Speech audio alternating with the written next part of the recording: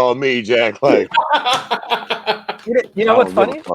You know what's funny? I would have expected no less from Fred. If Fred had said the same answer as me, I would have been like, really? No. Yeah. Can't believe that. No. We got this. All right. Welcome, ladies and gentlemen. We are the Keyboard Warriors, presented by RepTheWarriors.com. My name is Eddie Law. That's right, Kirby. That's just Rebecca.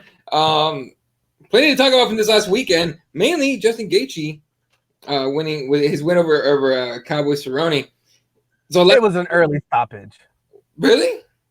Nah, I'm just joking. Oh, I I just gotta get that stupid opinion out of the way before we get into a serious conversation about what's next for him. But you know, okay, what did you think? Jesse, what did you think of stoppage? It was a little late, I would say, because that first punch really stunned Cowboy to the point where it seemed like he didn't know where he was. Then he kind of like, you know, there was enough of a beat where Justin Gaethje stopped before he punched him again. You know, and then like kind of Justin Gaethje had enough time to look at the ref like, dude, do you really want me to hit him again? And then he cracked him a couple more times. And again, it's all about intelligently defending yourself, right? And at that point, Cowboy didn't offer like, you know, even to cover his face, didn't do anything to adjust his position to not take damage. Mm-hmm. So I know a lot of people are saying, well, he was waiting for Justin to go down into his guard or anything like that. Nah, man, that was a that at that point it could have been stopped, and I don't think any of us would have complained. Maybe Fred. I'm gonna tell you something. I don't think the fucking stoppage was late. And yes, fucking Justin, hit him again. Here's the fucking newsflash, buddy. The rest of us don't care that you like Cowboy. You understand what I'm saying? I feel like Justin was like, hey, man, we're having a nice little friendly slugfest here. And when respectfully he hits the ground because I like him, I shouldn't have to finish him off. Right. You did say in the pre-fight interview that if you needed to land that blow to finish him off, you would have. Well, that's what you needed to do. He was on his knees literally waiting to be beheaded. And you're looking at the ref going, come on, man. Hit that fool. Knock him the fuck out. You're not going to kill him. You don't got the blade. Right. But nobody cares that you're friends with him, man. Now, look. It wasn't a late stop. Or, you know what I mean? Like, I wouldn't go the other way with it. What the fuck? But I definitely do not think that Justin has a right to be mad at the ref. I mean, it's not like Cowboy was unconscious. You know what I'm saying? Like, he was able to be hitting him. Do you think this was like a, what was it? Was it Frank Mir and who was it that he fought that he also kind of was like, or was it the fat Kiwi guy? What's his name? Mark Hunt. It was one of those two guys. I think it was in a fight, hit one of the dudes and was kind of looking at the ref like, I don't want to hit him and like cause any more damage. Like he kind of knew the dude was out. Wasn't it the Machida? No, not Mark Hunt. Machida. No. It was a heavyweight. Listen, but either way, Fred, okay. Here's the thing. They're friends, right? I know they kind of had like Justin was kind of playing it off like, you know, we're not friends. I'm gonna knock him out if I have to, blah blah blah. But I think it once it got to that stage where he was like, I'm gonna finish him. Like I think he wanted to give Cowboy that respect of like, I don't want to cause like unnecessary damage and like actually hurt my friend more than I need to. You know what I'm saying? I get what you're saying. Like you gotta finish the fight. You gotta finish the fight. Right. I think he let his emotion get the best of him, I think. I feel like you just can't do it both ways. Don't lead into the fight saying, this is what we do. It's a friendly, competitive thing. When it comes time to knock you out, I will. And then when it comes time to knock you out, I'm like, oh, well, I don't want to really hurt him. I mean, no, listen, I love Donald. But look, why you think Donald got up and old day drinking Don was going, that was too early.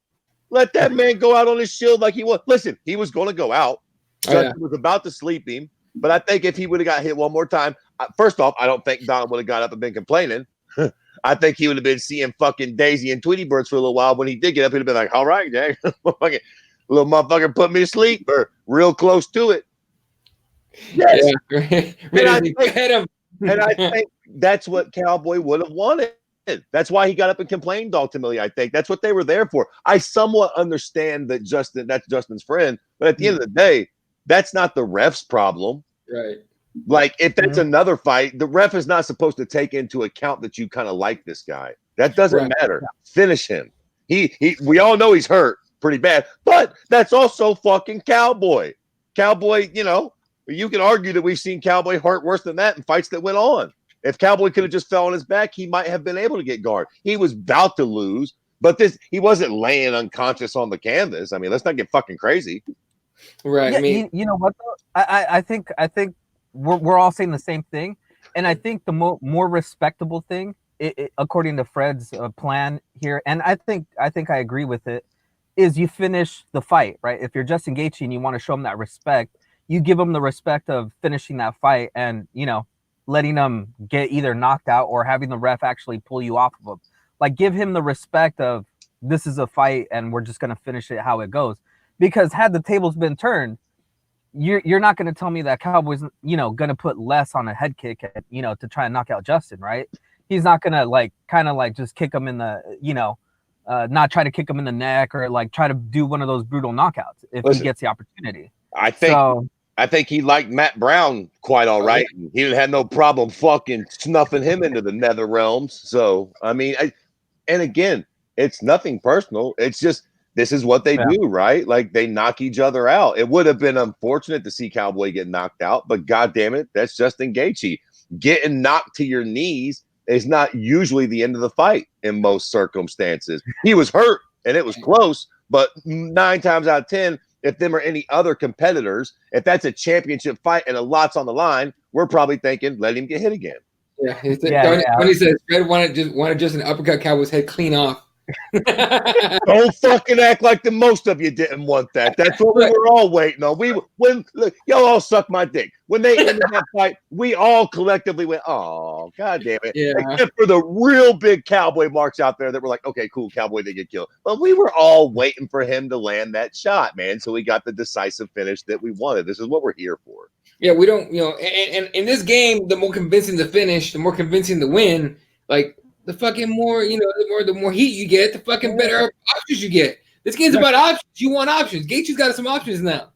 Some realistic, some not realistic. And listen, had he jumped back and landed one more shot and flatline Cowboy, I'm sure he would have felt bad and blase. But we all would have, you're right, Eddie, we would all have a little bit more of a damn. Yeah. He fucking sniper rifled Cowboy, and who's ever put Cowboy to sleep? Who's ever left Cowboy snoring on the canvas? I mean, not that he wants to be that one guy, but he would have been that one guy that just, slept him. Look, best example we have right now, Jorge Masvidal, fucking 2-2 in his last 4 or 2 or whatever. It was 2-3 or 3-2 in his last 5. Fucking comes up, hands behind his back, goes to the right a little bit, runs, one knee to the head, and he's got a massive fight in Madison Square Garden. Okay, right. It's fucking. What have you done for me lately? How fucking crazy was it? Right, and are you doing anything with it? So now, here's the next point I want to bring up is Laura says Gaethje called out McNuggets. I was disappointed. Did he really? Well, yeah, he DM'd him according to Twitter. He DM'd Connor saying he wants to fight him in Ireland. Well, but I mean, where's the disappointment? I think it was brilliant. They were supposed to fight before. If Gaethje does get the fight in Ireland, it's not necessarily the greatest fight for Gaethje, but at this point, I think Gaethje would almost be the favorite of that fight. And let's face it, as much as we might not like Connor, he's still the red panty knight. A fight with Connor in Ireland is going to be Gaethje's biggest fight by a country mile. And who knows? The goofy little ugly cocksucker might actually knock Connor out in Ireland and skyrockets in flight. He gets a title shot behind that for sure, and fame beyond his wildest little turkey hunting dreams. Not even in a career that night, is that? Yep, I mean, maybe Yeah. I think you guys are right, but ELC, makes a good point that he didn't do it in the cage, for his interview, and he also didn't do it in the back. So maybe there was something that, maybe his management or, maybe Dana White or somebody in the back kind of told him, maybe what their plans are for Connor or for the title picture. And I think maybe this might be a way of Justin Gaethje kind of getting himself into that title hunt, because it kind of seemed to me from his interview in the back that that's what he wants, right? He just wants to be in there and fight for the title, and he feels like he kind of deserves it. So for that, even if it is like a private DM or whatever, it seems like there might be something that might have been told to him on why he's, that fight's definitely possible. Let's be real. That is a definitely, like, he has a possibility of getting that fight because he's probably not going to get Khabib right now, right? We're going to Tony Ferguson was Khabib, right? And I actually put up a poll on Twitter a couple days ago saying, who would you pick in a fight between Gaethje and Khabib? Khabib got 75% of the vote out of like 400 some votes, right? So nobody believes that Justin can beat him. I think he has a chance with, To be fair, no matter who you do that with Khabib, way, it's going to be like that. Like no, like except for Tony Ferguson. Tony Ferguson's numbers might be everybody else. Khabib's going to be 80-90% the favorite regardless. Yeah, and that's the interesting fight. I'm just waiting for them to announce that shit. But like when Dana White said like, yeah, Tony turns it down, I could definitely see McGregor, and Nurmagomedov too, and that fucking makes me nervous because turn it down doesn't mean he turned it down. That means they might have lowballed Tony. And we talked about it last show. Tony might be in a position where he kind of has to take that fight, whatever they offer him. Like Fred made that point last week. So hopefully, fingers crossed we get that fight next. Yeah, but, and then I think I don't know if we mentioned it last week or not. You saw what Khabib made for his last fight. It was like $6 million. God, Dustin got fucked. Jesus fucking Christ. We didn't really do that on this show, did we? What? No. Do you fucking Mexican cocksuckers really think that Khabib made $6 million? Okay, hold on. First off, okay. Listen, this is good. Let's start. And don't fucking carry on. Yes or no's for me for a minute. Do you think Khabib made $6 million that night? No. Jesus. No. Okay. Well, you surprised me. My next question would have been, do you guys think that the UFC paid him $6 million in a fight purse that night? Okay. Yeah. Oh, no. To which I would say, hell the fuck no. I don't think I actually don't doubt that he made $6 million. But I don't know where it came from. I know that motherfucker didn't get paid $6 million from the UFC, Jack. I bet my left testicle on that. There ain't no fucking way. No way. Do you think this is more of a why they had it at that arena, that specific part of the world, and why we had a kind of specific type of crowd? Like, do you get what I'm getting at? Like, do you think those are the type of people that kind of asked for this kind of fight, this fighter to be there, and they're the ones that kind of were like, hey, Dana White, UFC, let's get the wheels going here. We'll cover some of the money. We'll kind of do some things. You know what I'm saying? I mean, is that kind of what you're hinting at, or do you think that it's more of a they inflated that number so people think that he's getting paid? Yeah, one or the other. I tell you what, I don't think. I don't think the UFC paid him anywhere near $6 million to fight in Abu Dhabi that day, whatever the fuck it was. But yeah, maybe one of those. Either it's an inflated number to make it seem like he's a bigger draw than he is, or a bigger star than he is, or some sheiks just kind of threw him some money on the low on some gangster Middle Eastern type shit or something. I don't really know, but I heard that number being thrown around. Everybody's like, yeah, he got paid $6 million. Not from DW, he didn't. The fuck, on a card that was aired in the middle of the day. With all due respect, Paul Felder and the fucking co-main. I don't know if they know about how these numbers work, but that is not what people get paid in the UFC, Jack. That's Floyd Mayweather money. What the fuck? Yeah. No, that's like Floyd Mayweather when he first started. Come on. Well, listen, that's Floyd Mayweather if he fights anybody who's not a massive draw. If Floyd Mayweather fights Madonna or some shit, I might be a little off. He might get like 9 or 10. Floyd ain't making no fucking 50, 100 million off anybody unless it's like Pacquiao or McGregor or something like that. Floyd's a big draw, but by himself, he ain't doing numbers like that either. Canelo or something, yeah. But if it's just to get some random, like him and that fucking little Asian kid, nah, I don't think so, Jack. Them didn't do nowhere near them numbers. Like Floyd ain't that guy really. No. But all right, so let's talk about real quick about Khabib and what's next for that dude. As wrong one. Hold up. There it is. Ah, damn it. There we go. Tony was Khabib, you're right. Is that the fight? Yes. What are we talking about? Of course. I mean, it is that. I mean, I can't stand either one of them boys, but they have got to fight. That's absolutely it at lightweight at this point. We've got to make that fight happen. And then this is a good one from Tony. It says Ramzan cut. I don't know how to say his fucking name. Brought $6 million and Duffee back to the fight. Yeah, Kadyrov, thank you. Brought his $6 million in duffel bags to the fight. Wouldn't be surprised. I wouldn't put that past nothing. That's probably exactly how they made that $6 million. You see that video? Brought it in fucking gold blocks. You see that video of Habib and his dad meeting with Putin? I sure did. Okay, is it just me, or is every time you see anybody sitting across from Putin is the most awkward looking fucking photo ever? Fuck, because they know how powerful that dude is. As soon as the cameras go off, they said the wrong thing. He'll be like, "No, kill them." Yeah, literally. And Mike, yeah, that was wild. It was weird, but hearing him talk, I don't know if it was like lost in translation, but Putin was like, the choke was beautiful. You put it on not too tight. It was respectful. You didn't really hurt him bad. You just choke him respectfully. Like, what the fuck are you talking about? It made me wonder, like, does Putin know what the fuck he's talking about or not? Kind of sounded, it was kind of like, what the fuck you mean respectfully? Motherfucker, I was there trying to break his jawbone, Jack. No respect. Choking the dog shit out of him. You can go open mat, take somebody's back, put it on their neck. There's nothing respectful about it. That shit sucks. Yeah. No matter what you do. It's not like Dustin was like, oh, he respectfully choked me out. Like, no, it's not happening. You did it honorably. Yeah. No, it was just weird. It just the most awkward ass fucking meeting I watching it on video.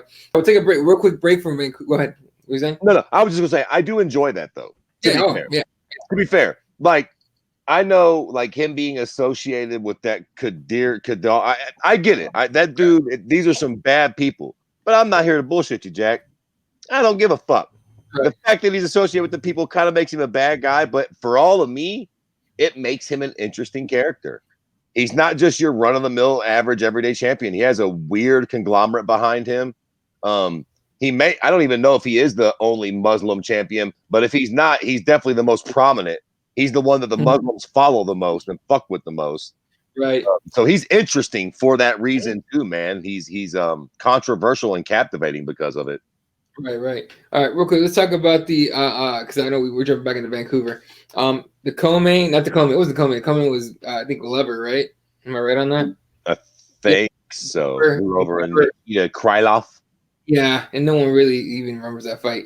But the fight that people were besides the one after this one we're going to talk about that was fucking amazing.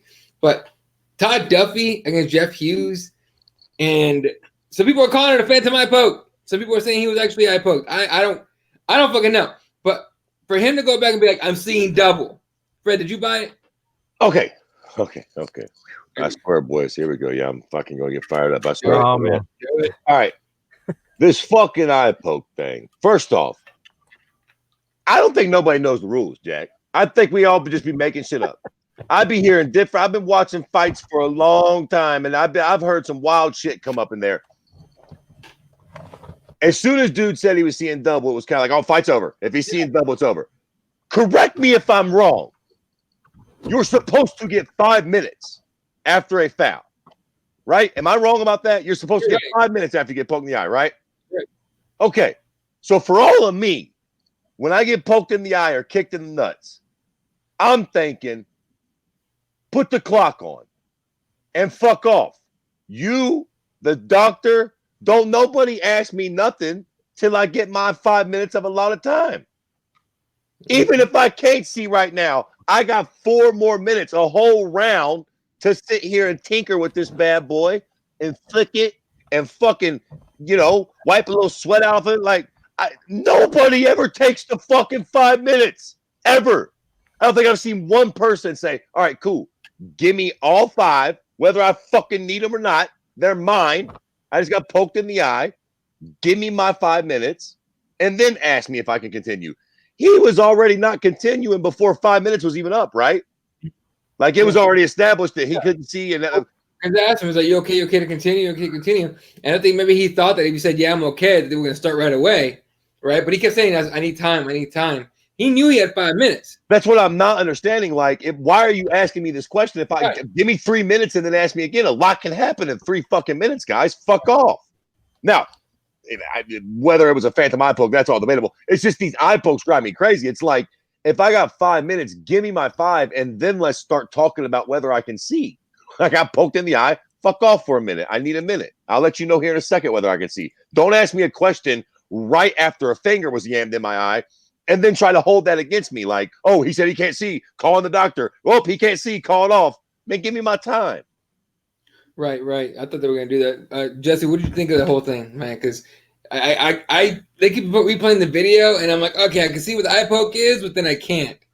Right? His eye wasn't red. Like I'm a doctor, right? But from what I could see, that fucked up. What do you think, Jesse? Yeah, you know what? I agree with Fred. I mean, you know, it's either you're going to give the guy 5 minutes to recover, or you're just going to bring in the doctor and have him decide whether he's going to go or not. So, I mean, you know, like Fred's saying, we got to get together on the rules and, you know, really establish what the rules are. You know, whether you do get those 5 minutes or not. And I don't think we've ever seen how they time out 5 minutes, right? Does somebody stand there with a stopwatch, like, you know, once the referee starts timing it, or is it like more of like, well, I feel like it's been a couple minutes, or, you know? So I don't know. Like, I think they really need to get together and decide how they're gonna tackle this issue moving forward.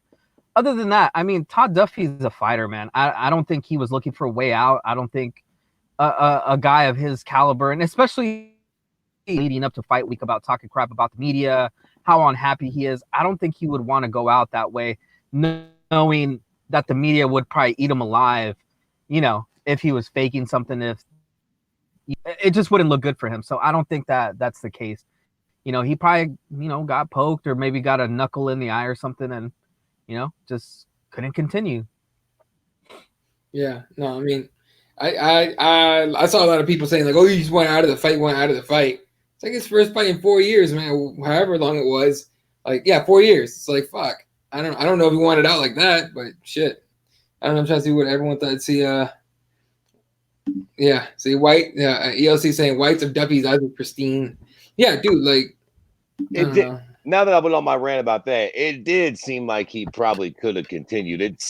But listen, it's really hard to sit on your fucking couch. We named this fucking program Keyboard Warriors to be fucking cheeky, but we're not actually keyboard warriors. I do understand. It's hard for me to sit on my couch fucking eating my chicken wings, smoking my blunts. Like, I bet you he can see.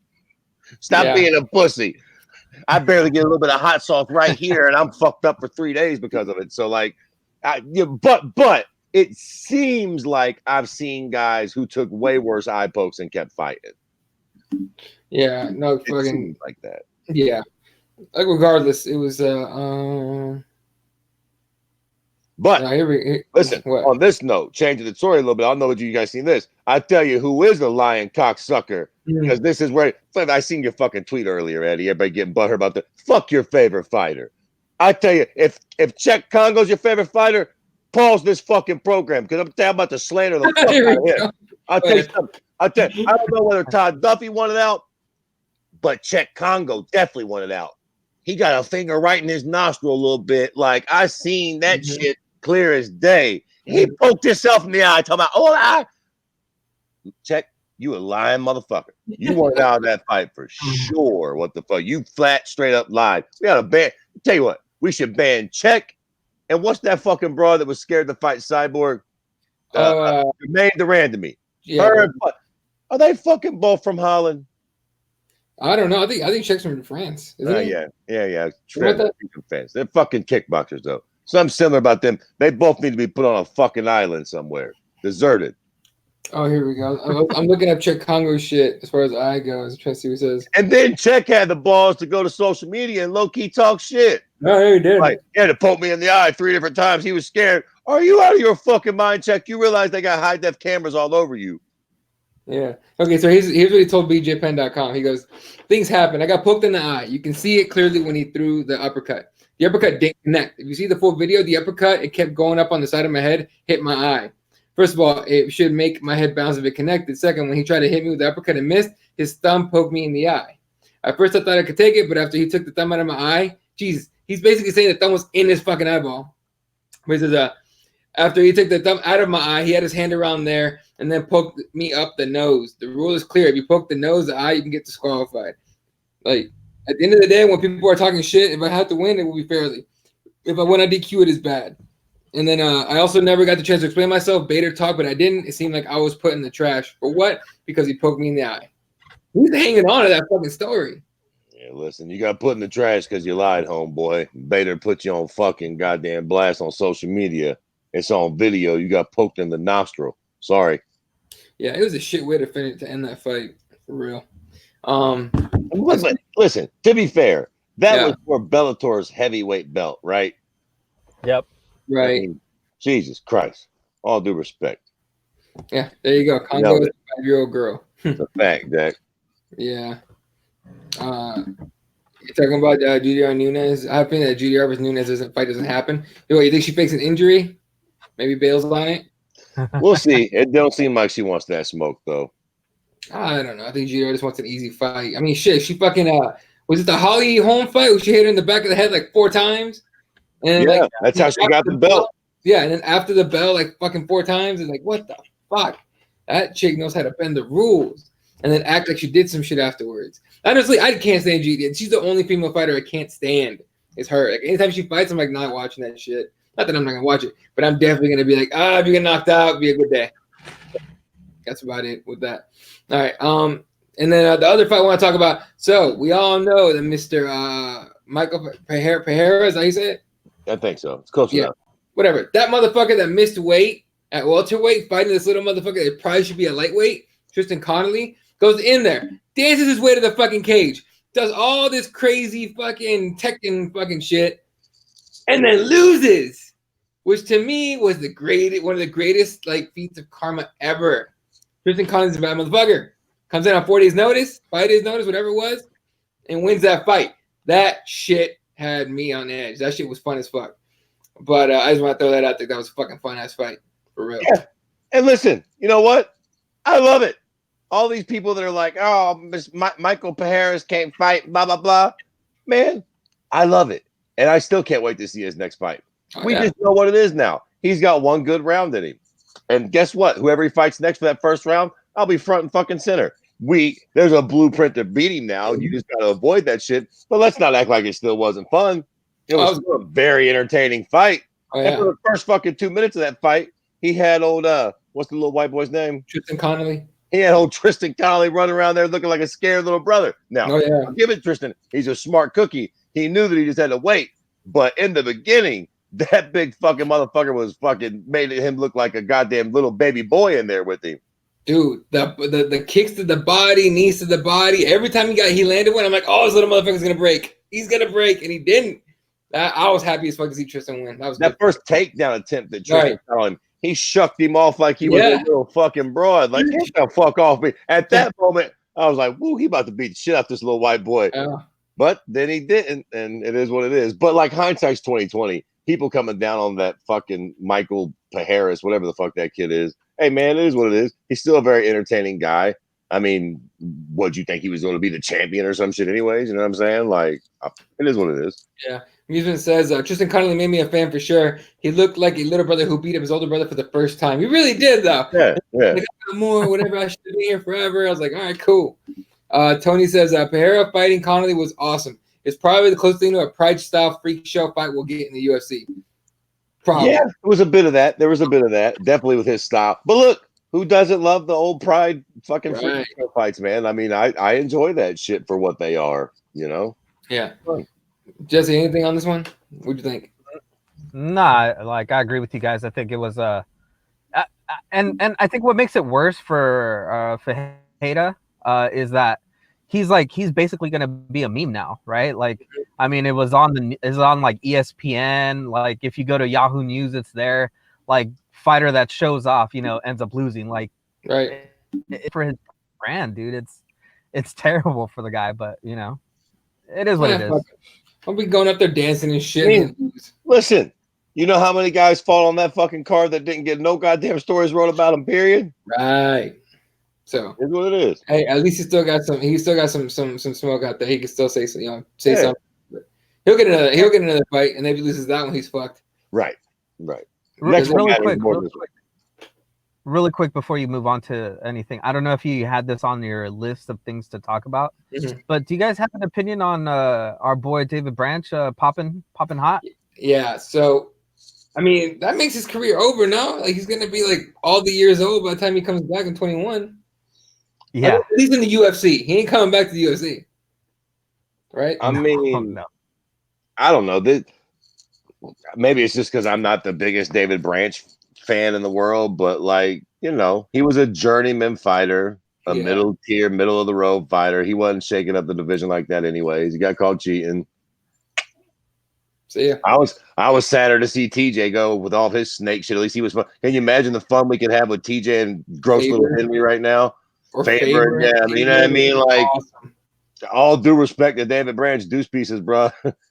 You was cheating and still losing and shit. Like, so sorry, bro. He'll see his way to rising, make some money over there. Yeah, like I'm not surprised and not really all that sad to keep it a bean. Yeah, I didn't care when I read it, honestly. Wow, you upset, Jesse? Yeah, super upset. I thought he was on the brink of breaking out and becoming, the next double champ. He's 37. He's done. There you go. That's right. Tony has it right. That motherfucker. Right. Before we move on to anything else, ELC, she had a question. She goes, "Can we talk about Dan Lambert delusionally believing he can keep Colby at ATT even though Colby has new management?" Now we're talking. Colby's been talking shit with Jorge. Colby is pissed off. Probably everyone at that gym that isn't, every Brazilian in the gym is probably pissed at him a little bit. Jorge's all upset with him and shit. Doesn't American Top Team have fucking spots all around the country? Oh, they got affiliates everywhere. Just send him to another state, man. But the Coconut Creek is a place to be. Well, I mean, yeah. The big thing is that what's his name is his management, I think, and now that he's got a new management, right? Yeah, exactly. So now that he's not handling the business anymore, why would he want him there at ATT? Plus, like you guys are saying, he's causing quite a bit of a strife in the gym. So I don't think they want that to happen anymore. So I can see him going somewhere else. When a guy like Dustin Poirier says on site, motherfucker, on site, like, you might not be welcome back, dude. I mean, ain't they all in the same city though? They train at the same gym, like all same gym. Don't these motherfuckers run into each other at Whole Foods? Yeah, Dustin. Well, maybe him and Jorge, but Dustin lives in Louisiana. But they train at the same gym. Right, he goes there for training camps, I guess. Maybe. So just when he's in a camp, he's in Florida. That's what it seems like, yeah. Otherwise, he's training in Louisiana. Okay, but yeah. Well, then that shouldn't be much of a problem then. I mean, like Dustin ain't gonna be no training camp no time too terribly soon. It don't seem like so. No, he should take a break. There won't be on site for a while between them two gentlemen. Yeah, dude's gonna be in Louisiana. He's got a little. I don't know. He's got plenty to deal with right now anyway. So, all right. We talk about. Oh fuck! What else did I have on the fucking? Whatever. All right, let's just talk about the fucking 244, the press conference, right? Going down tomorrow. Jorge already came out and said, like, we don't need the shit talk. Like, there's no need for shit talk. Like, we're literally gonna look at each other and be ready to fucking go. It doesn't matter. Shit talk. What is the UFC expecting out of a fucking press conference here? They're not gonna get a McGregor quote. You know what I'm saying? Like, the face-off's enough. Just take the picture, I think. Yeah, yeah, to a degree, but I feel like if you got the right journalists and the people asking the right questions, like you don't necessarily need them to talk shit about each other for us to have an entertaining press conference. Right. I mean, it's still, if you ask the right questions, it's still intriguing to hear what they think about each other. I would kind of like to know what Jorge thinks about Nate stylistically. Mm-hmm. Don't talk shit, but let's also keep it a bean. How do you think you can beat him? Do you think you can employ rather the same strategy that McGregor used? McGregor ran out of gas, but let's keep it a buck. He was fucking tattooing Nate's face in both those fights. Mm-hmm. So if he can do it, maybe Masvidal is the better pure boxer. Will Masvidal get tired? And Nate, same question. Like, I do think there are interesting questions that can be asked. They don't necessarily have to get into the fucking mudslinging, but look, I'm interested, and not because I think there's going to be a bunch of drama, but because they're two captivating guys that are going to be fighting. And look, it's also not like this deal where we're bringing Chuck and Tito back from the grave. Whoever wins this fight has a unique fucking ability to have options at 55 and 70, almost title implications. They can both make it. If Jorge wins, you can plug him in at, I think you can do whatever you want at 55 or 70 with both of them. Whoever wins that fight Ironically enough, for me, this is cute. For me, it seems like the bad motherfucker belt might be a title shot at 55 or 70 because you a bad motherfucker and you decide. Like either one of those guys, whoever wins, I could see them fighting Usman or Colby or fucking Habib. Yeah, because after fucking Tony Ferguson, if Connor hasn't jumped back on the train yet, he doesn't have that many sexy options at lightweight. Right. Fucking Nate or Jorge coming off a win against one another after all their other bullshit would be sexy as fuck for fucking Habib at that point. Yeah, no, I mean, I think that'd be fucking. Oh, here's a good one. So, what are the chances neither of them show up to the press conference? They'll show up. I tell you what, I don't know, but if they do it, I fucking love it. Yeah. OTW will be sitting there holding his dick, fucking looking like a goof troop. I'm here for it. I would love to see that. Usually you could check like both of their freaking their like Instagrams, and they put on the story when they're flying or whatever. Like they're both like update their Instagram pretty constantly. So if you're worried, check that out. Can we also take a moment here to just say, I was thinking about this the other day. I was watching an interview with Jorge Masvidal. Now, obviously, he's coming off a couple big wins, and the knee to Ben Askren did immense things for him and his career. But I'm gonna tell you something. I think a little bit of it is his fucking look. That fucking hair. I was watching an old video of Jorge Masvidal when he had his head shaved. Yeah. He looked all young and different. Now he's got that fucking long hair. He looks like the type of guy that if you fuck over somebody in the mob, they call Jorge to beat the dog shit out of you. He shows up in one of those fucking shirts, a button-up shirt, fucking pineapples and shit with his hair slicked back, that ponytail. He's got a aesthetic that is fucking like cool and dangerous. And like a picture of him showing up tomorrow with a little briefcase and his fucking hair pulled back. He's like a different person now. And a little bit of it, I think, is literally just his aesthetic, this Cuban Miami gangster, which he's always been. But for some reason, it just feels larger than life now. I think he put it all together, man. Like the look, the hair, the way he talks, everything, put it all together. And to me, me personally, like when I watched, was it 239 when he fought Askren?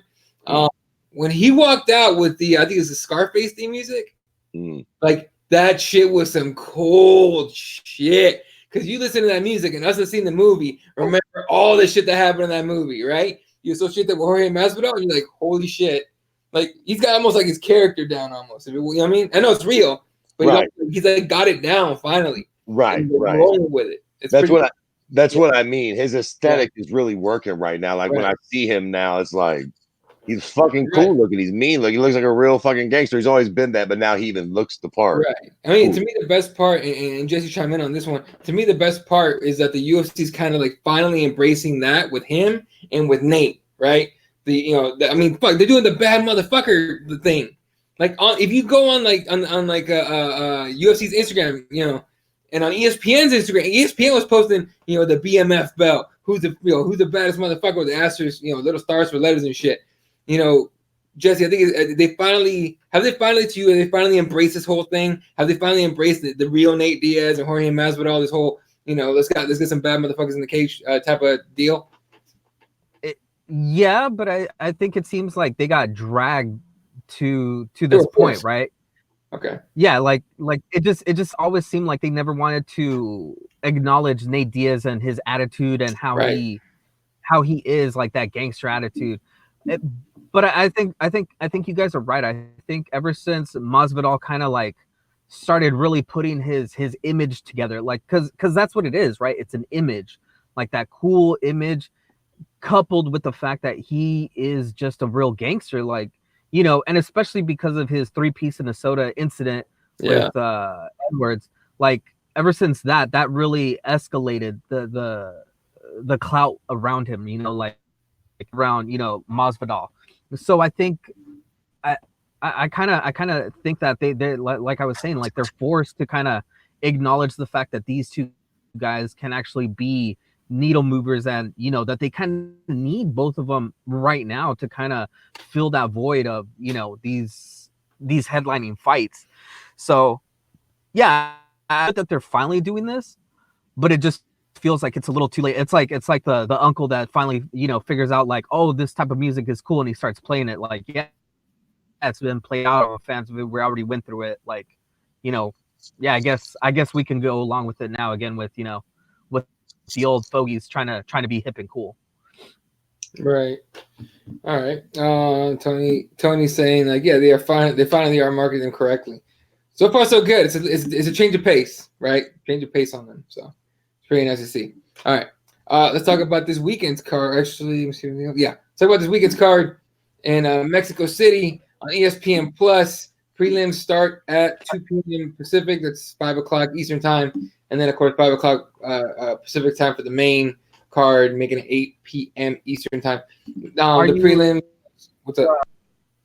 I was gonna say, are you gonna watch this with a tinge of hurtness or something, Eddie? Because you know your ex is gonna be on here. Oh, look, man. Look, let me put my business out there like that. All right, I'm be doing that. All right, I know she's in the co-main, and I know she's gonna beat Carlos Barca's ass. All right, but I'm emotionally detached from that. Okay, I'm good. All right. It's all about Tracy Cortez now. Anyway, I mean, we did. What? 2 years in a row, we had the award for dubbed by her name. So, is this something you're gonna be looking forward to? It's gonna change. Nope, change it to Tracy Cortez. That's my winner now. Anyway, but all right, we'll see what happens here. All right, so just throwing some names out there. One of the fights in the prelims, Eubanks against Betch Correia. I did not know Betch Correia was still fighting, so it's good. Horseface. Oh, horseface. And then Paul Craig's in the prelims. Sergio Pettis fighting Tyson Nam. I thought that fight was canceled. Am I wrong on that? No, I think it's still on there. Okay, all right, cool. There you go. And you know what? Tyson Nam's a late replacement. He was supposed to fight somebody else. Angela Hill's on the card. Marco Polo Reyes against Cal Nelson's on the card. Jose Alberto Quiñones against Carlos Joaquin as the featured prelim. And on the main card, Martin Bravo against Steven Peterson.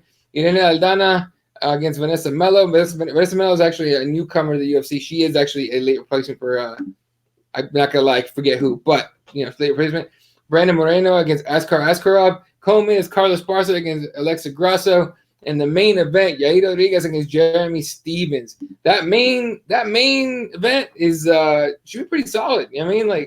Jeremy's back up. Jeremy's been there since August, getting used to the fucking the climate and the elevation and all that shit, man. Dude is fucking taking this shit super serious. Would not be surprised. I don't know who the favorite is. Would not be surprised if Jeremy Stevens pulls off a fucking upset here. But imagine if Yair, does that fucking upper elbow on his ass too, knocks him the fuck out. That'd be a crazy fucking fight. So, Fred, who you picking in this one?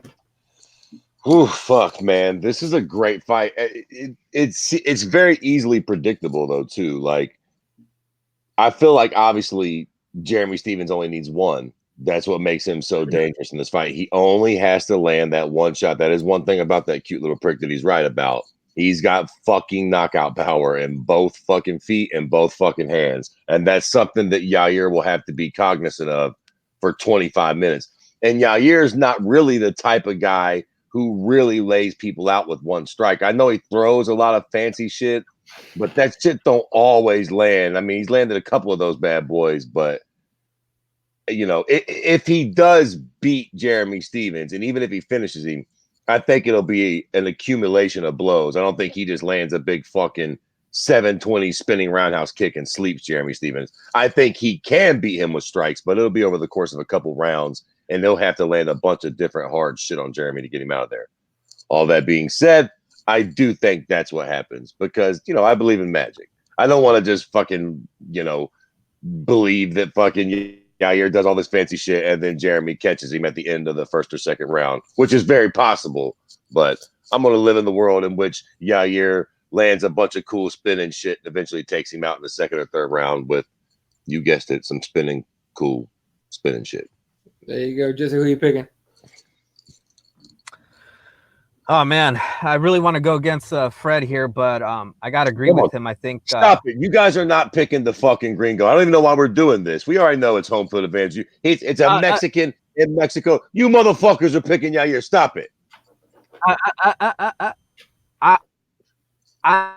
Stevens has improved greatly, and I think he has to give Yair Rodriguez the challenge, and not only the challenge, but probably the best of testing all his skills at this point, you know, because I feel like Yair has had kind of like, you know, not gimme fights, but easier fights for his style. And I want to see him tested. And I think this is the fight that's going to test him to see if he is that guy that we used to think he was and haven't seen him for a while. So yeah, I'm going to go with Stevens, honestly. I know Eddie, he's going to go with the Mexican in the hometown, but you know, I have too many doubts with Yair and his style and, you know, how he implements his game. So I see Jeremy Stevens being able to KO him. Listen, we got this on film, fucking Jesus. So don't you fucking come. I don't see no Mexican flags being tweeted. After Yair lays him out, you stay on the gringo side, goddammit. We're trading you in for me. I'm you know, me and Trump we're talking this morning, and you know, talking about building that wall, keeping him out. Wow. Yeah. Wow. Jesus is being real controversial tonight. Jesus Christ, he pulled the T card. Jesus Christ, you traitor, motherfucker. Man, you're Mexican and you're in California. How the fuck are you fucking dude, you know, man. Dude, I thought I knew you. Anyway, no, fuck that. Yair's gonna knock them the fuck out with some crazy spinning shit. Some like straight up like Van Damme spinning fucking crazy heel kick shit. But for real though, like I think it's just I think Jeremy Stevens is kind of not the old guard and everything. And I think he has a chance, but I think Jeremy Stevens comes in for a brawl, and I think it could be a bad night for him against Yair. Here's the truth of it. Here's what I think this fight comes down to, real talk. Can Yair hurt Jeremy Stevens? Right. Can he hurt him and can he fit? Because I think we would all agree that Yair is probably the better striker of the two. Mm-hmm. Definitely the more creative, definitely the more dynamic, but Jeremy Stevens definitely hits harder. The question is Yair going to be able to hurt Jeremy before he lands that one big blow? And on the flip side, can Yair take a couple of Jeremy Stevens' blowers? He just going to land one good one and down goes Yair. If Yair can take a little too and buy himself a little time, I think it's definitely Yair's fight to win or lose. But he has to be careful because Jeremy does have a lot of fucking power. Yeah, I'm trying to bring out the fact that it's not a given that Yair is just going to steamroll him. I think this is probably if he's able to get past this fight and look, I think that definitely signals that Yair is definitely, you know, he's ready to take on that upper echelon fighter. You know, because it just means that he's able to get past a guy that can do it all. He's kind of like Stevens is kind of like better than a journeyman. He's that all around. He knows how to wrestle. He can strike with you. He's aggressive. He can take a good punch and he can give a good punch.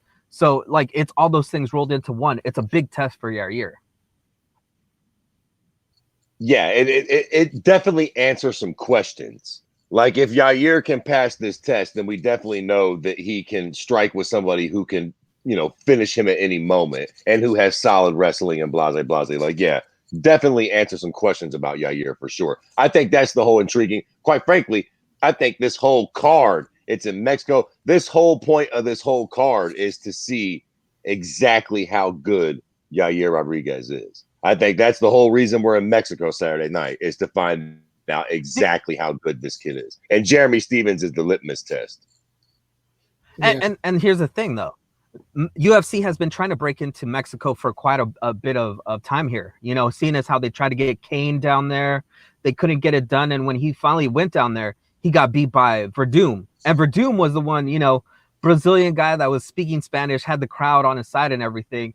So I think this is kind of like their Hail Mary to get into Mexico with a Mexican guy, you know, seeing as how they can't really do it with Henry Cejudo, who's kind of like too cringy, I think, for the Mexican people. But I mean, you know, with Yair, he's a straight up Mexican. And they filled this card out with, you know, a lot more of the Mexican folk, you know, with Irene Aldana, Alexa Grasso, you know, people that are mainstays in Mexico, you know, train out of Mexican gyms. So I think this is definitely like they're hedging their bets that they hope they get like some spectacular finish from some of these fighters, and they can build, something in Mexico with them. And look, let's be real, they're hoping the area does something crazy, knocks Stevens the fuck out. Me too. Yeah, no, that'd be great. Not you, of course, not you. All right, what up, Head Kick? Yeah, so that's your card for this weekend. Again, it's usual times, ESPN Plus, so you get the kickback, not have to pay for any fucking kind of pay-per-view this weekend. But the card after that is gonna be Royal Arena. I'm gonna find out what the fuck that is. That's fucking hell, Denmark? I didn't even know this card was coming up. Who the fuck is headlining that card? Fucking Jared Cannonier and Jack Hermanson. Hermanson, sorry. Coleman is Mark Madsen against Danilo Belardo. Whoa. Yeah, Gunnar Nelson against Gilbert Burns. Gilbert Burns is stepping in on late notice. Under for this being the least viewed card of the fucking year. God damn. Here's why I'm going to watch it. Khalil Roundtree's fighting Ion Cutelaba. I'm watching that. Listen, I'm going to watch it because I'm a degenerate fight fan. But I tell you what, boy, this is nothing too sexy at all. Even the main event is a barrel. Not only that, it's a breakfast card on next Saturday. No, Saturday, September 28th. So that is, that's not this weekend, but the right. Okay, that's even better though. If they go do one of these stinker cards, put that bitch on in the morning. Don't waste my Saturday night with it. Right, and it's 8 a.m. Pacific time. Bet. What's that? Jesse? No, I was saying that's not a card for us. That's more of a regional card. We can kind of call that like a regional card. Yeah, it's for that. Yeah. Right. No, but 8 a.m. for Pacific time is what? 9, 10, 11 for the East Coasters. 11 a.m. main card. So it's like 2 p.m. for you guys. I mean, it's pretty nice. I mean, it's not bad. Right, at least you're not killing our entire Saturday night with that. Right. Yeah, and then after that we get UFC 243, of course, out of Marble. They call it Marble Stadium. That's the Australian, right? Yeah, I think so. Right, Robert Whittaker against Israel Adesanya. Ali Quinta against Dan Hooker in the co-main event. So that's the next big one. All right, look, we got to go soon. Yep. I've got to go soon. Before we wrap up, is there anything else? Nope. Any other headlines? All right. Well, then quickly before we go, obviously we'll talk about this fight a lot, but just quickly thoughts on Adesanya and Robert Whittaker. Ooh, is Robert Whittaker going to show up? Is what I want to know. Shit, like actually make the fight. Right. I hope. Yeah. I mean, look, I bet they have a backup. I'm willing to bet it's going to be Calvin Gastelum, but he fights at 244. So I'm willing to bet Calvin Gastelum might be the backup. Hey, let's be on wait for that one. And then, you're in camp already anyway. Or maybe not. I don't know. But they got to have a backup for that fight. Israel's going to show up. I don't have a hard time. I can't pick, dude. I can't figure it out. What do you think? I was going to say, if it does happen. Yeah. I tell you what. I think Adesanya smashes him.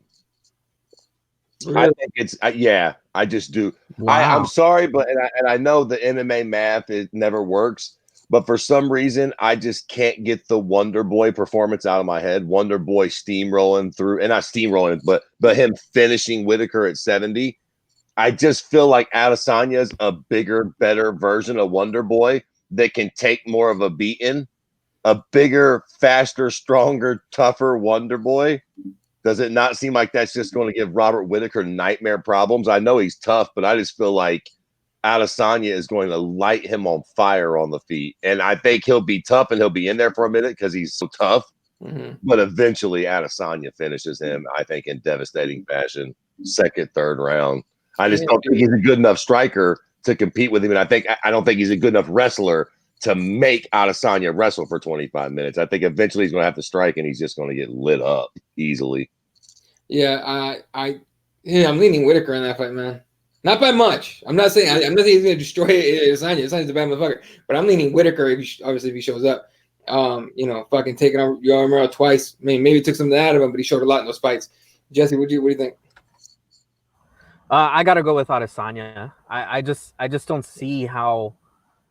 Based on his performance, like Fred said against Wonder Boy, and then like you just his last two fight, Romero, that last fight specifically, I mean, in my book, he lost that fight, man. He pretty much got finished on the feet a couple times in that last round. He got gifted that win. So I just don't see how, how he gets past Adesanya, who's aggressive, who's got the power, and who's just as creative, as John Jones. He has a variety of attacks.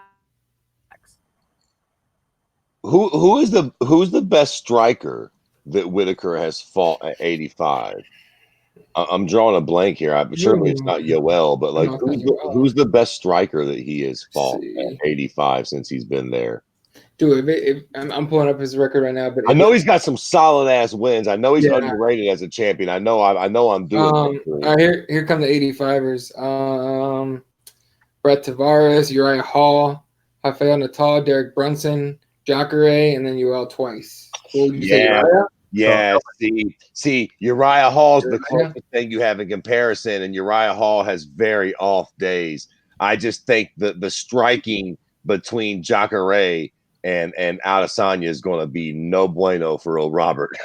Yeah. Bobby Knuckles is going to get the knuckles put to him, Jack. We'll see if he can. And I also think what makes me so confident in this fight was the Israel Adesanya fight with Kelvin Gastelum. Son, if he can take the licks that Kelvin was putting on him, I just cannot see Robert Whitaker finishing him.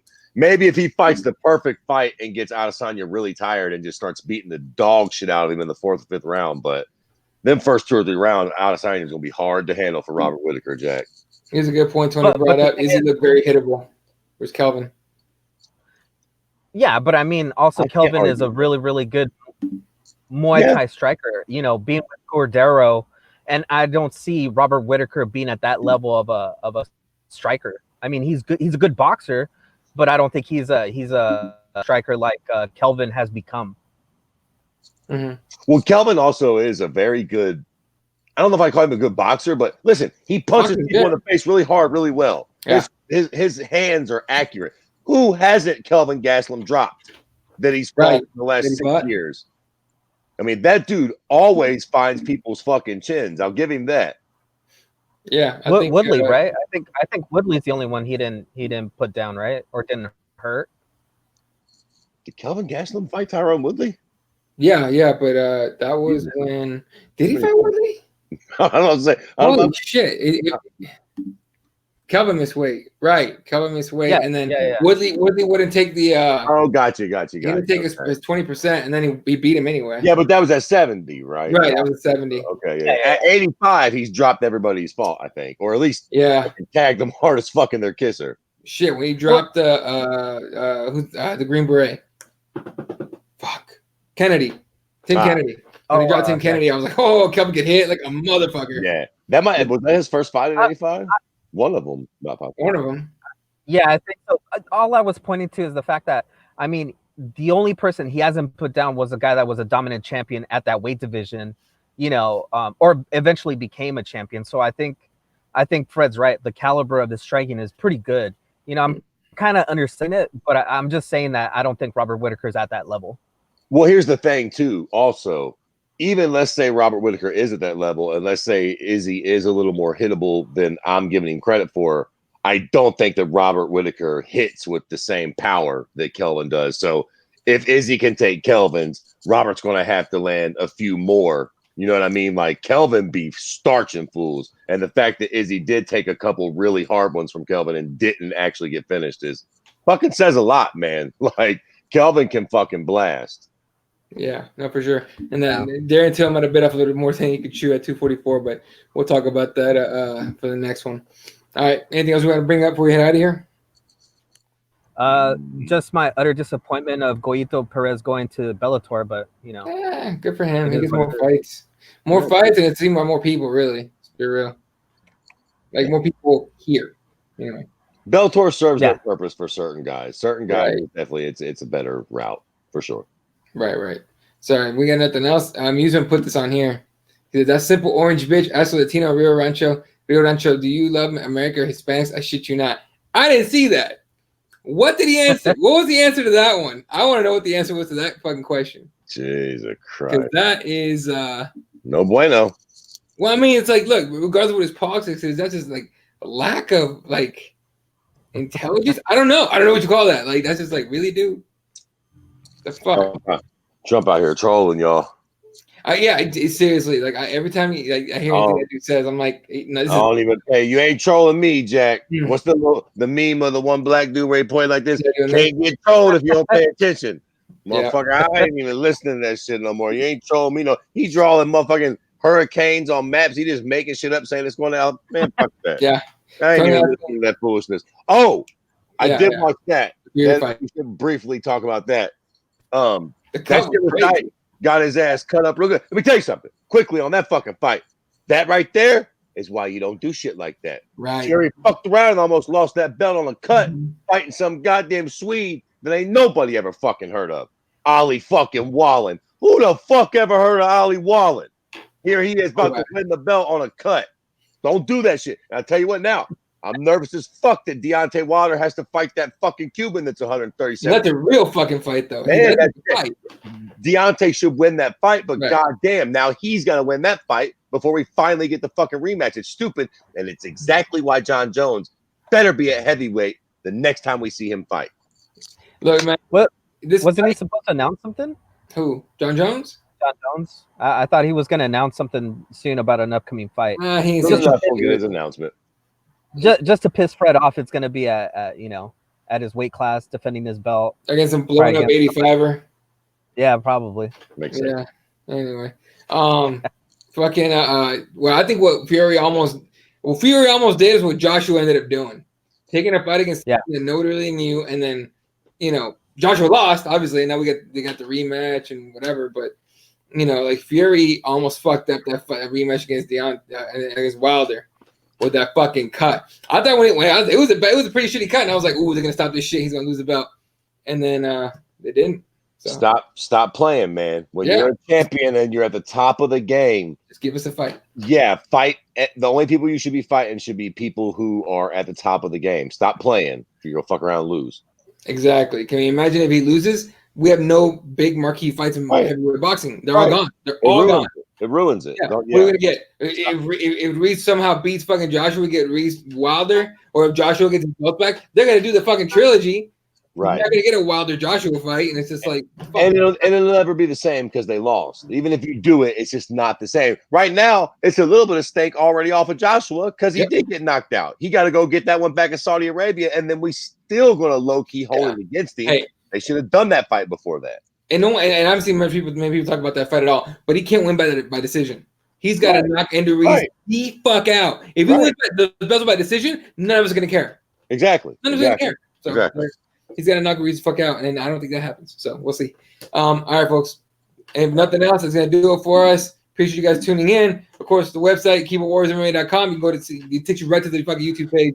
All right. So we're Watt 1983 at Kirby_MMA. I'm at Ela32 because fuck Twitter.